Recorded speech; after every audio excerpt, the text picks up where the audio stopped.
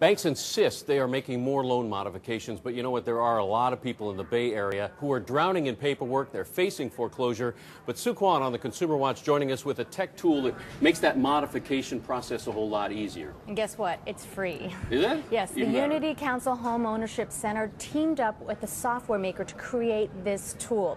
And then we found a Consumer Watch viewer who called our help hotline asking for help to get a loan modification, and he agreed to try it out. We have been hanging on to this house with anything we have. Simon knew he moved into his Walnut Creek home 5 years ago, but 2 children and new daycare expenses have made paying the mortgage difficult.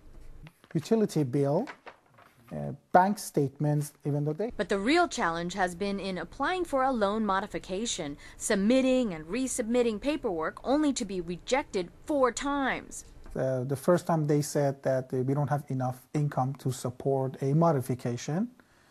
The second time, literally after 2 weeks, they told us we have too much money, so we are not qualified for a modification. Sherry Powers has heard the same complaints many times at the Unity Council Home Ownership Center, where she is building a computer center and implementing new software to give her counselors more success in negotiating loan modifications with the banks. They're going to select their lender here. Anyone can access the software for free at unitycouncilhoc.org. You enter your loan details, your household expenses, and the program crunches the numbers and tells you how likely it is you'll qualify for that loan modification.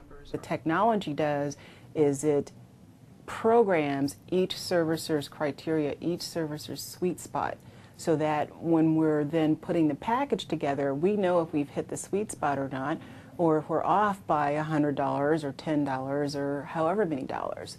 Making a minor adjustment like reducing a cable bill from $200 to $120 can raise the probability you'll qualify for a loan modification from your bank from 70 to 95%. It's a reality check for the client. The modification is not going to work. It's going to get declined. Are you ready for that reality check? Yes. Simon is anxious to see if he'll have to sell his house or if a minor reduction in expenses could help him save it.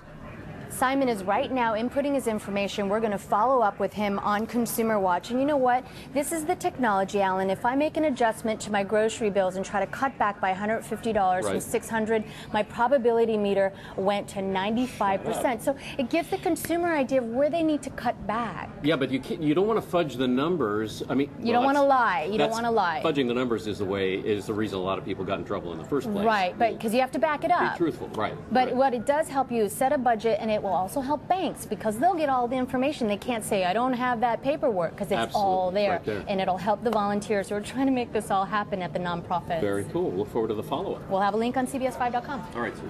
Thanks.